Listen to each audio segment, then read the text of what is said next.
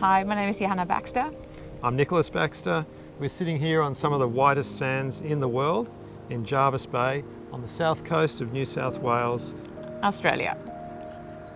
In naming the boat, we wanted to pay some homage to Johanna's Scandinavian roots, being from Sweden, and Freja. She's the goddess in Norse mythology of love, and we felt that that's how we feel about our boat, so we thought, why don't we name her after the goddess of love? This trip's 2 weeks. It was designed as a south coast trip with the intention of coming to Jervis Bay, Bateman's Bay, Bermagui and Eden. We got to Jervis Bay and just found the environment so beautiful. We pushed on to Bateman's Bay. We had a couple of nights there and decided rather than push on south, we would turn around and come back here and enjoy another week here. So it's a 2-week trip so far, and we've just enjoyed everything you see around us, kayaking and walking on the beach, fishing. The weather's been fantastic and we've had no one around in the way of other boats.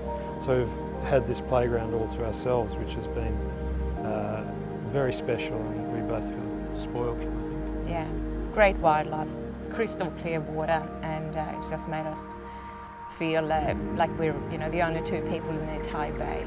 Yeah, so in our time here we've seen dolphins every day. We've had them swimming around the boat. They've been with us when we've been doing passages from one end of the bay to the other.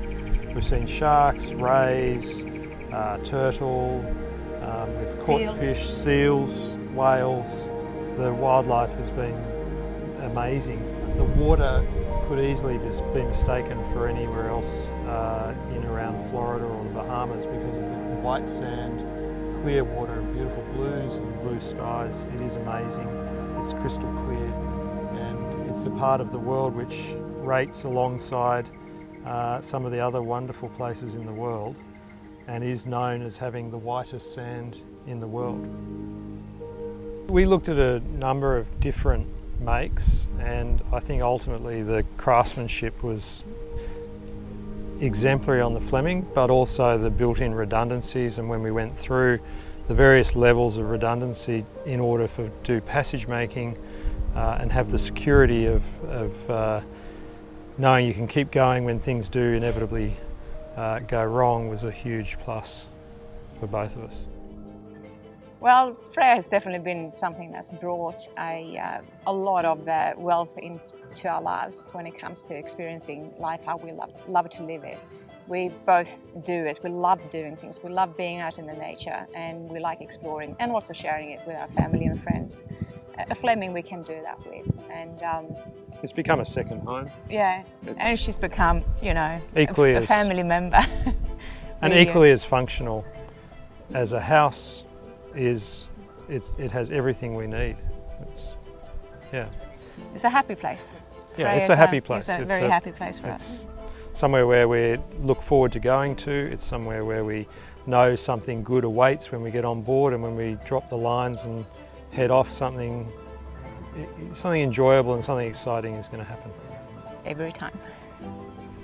Yeah, I think the elegance and the timeless beauty of a Fleming really appealed to us, and also feeling that she could, not just be very powerful, but also very comfortable on the journeys that we want to have. So it's a strong boat that looks fabulous. When we decided to buy a Fleming, one of the first talks we had about it is that if we're buying a boat, it's going to be a 50-50 partnership in running and operating the boat, hands-on with everything. And that's what we do. So there's no such thing that's Nick's job or my job, it's our job, everything, and we share it right across the board, don't we? We do run the boat as equals, so Johanna can skipper the boat with equal ability to myself. We talk about the weather together, we make our decisions together about where we'll go, whether we should stay, whether we should go, what we should do. The maintenance agenda is really managed by Johanna when it comes to slipping or servicing. That's really in her hands.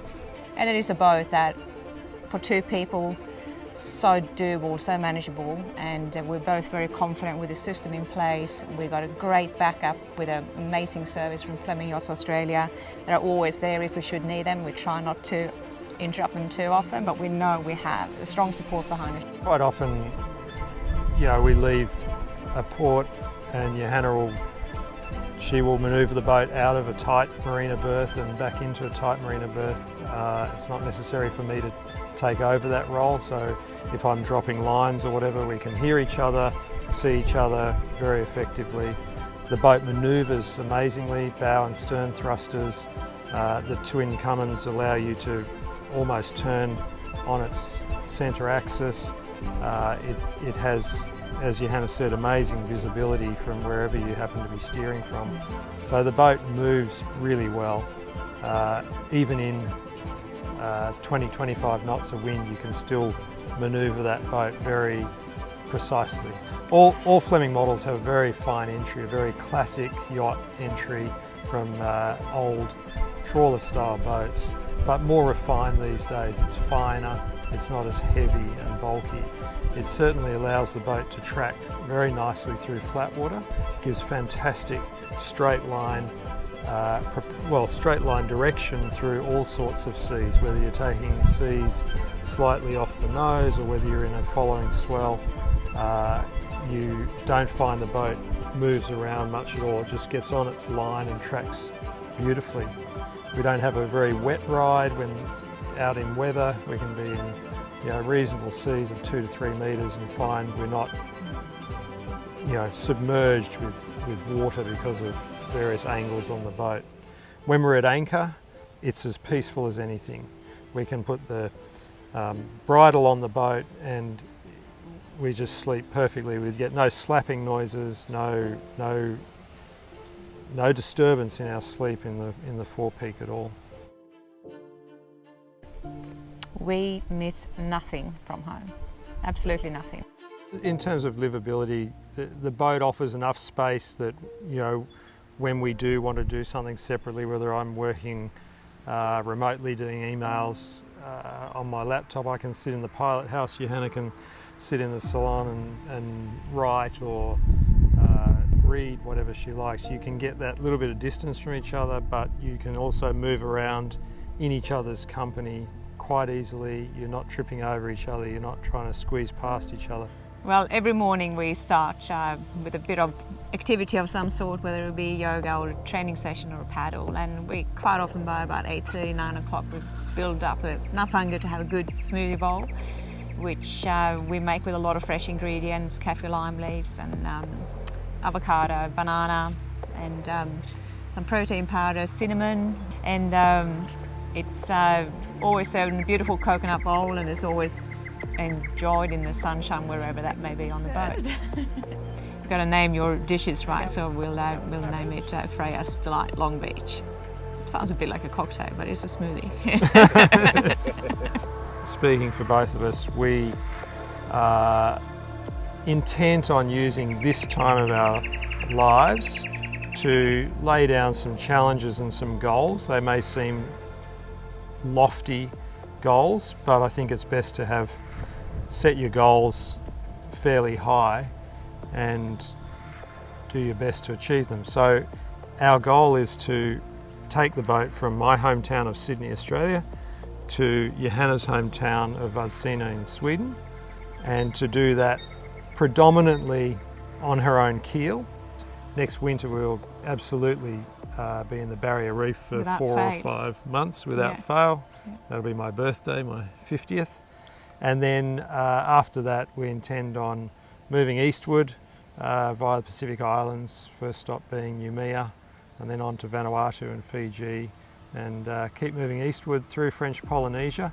We can, based on the calculations, we can get from French Polynesia to Kiribati to refuel in Australian dollars, and then we can go from Kiribati to Hawaii and then make our way to the west coast of America and travel north up through the west coast of America, and then hopefully back through the Panama Canal and keep heading east until we eventually find ourselves in Sweden and going through the various canals and locks to get my hometown. The intention being to get to Johanna's hometown in Sweden.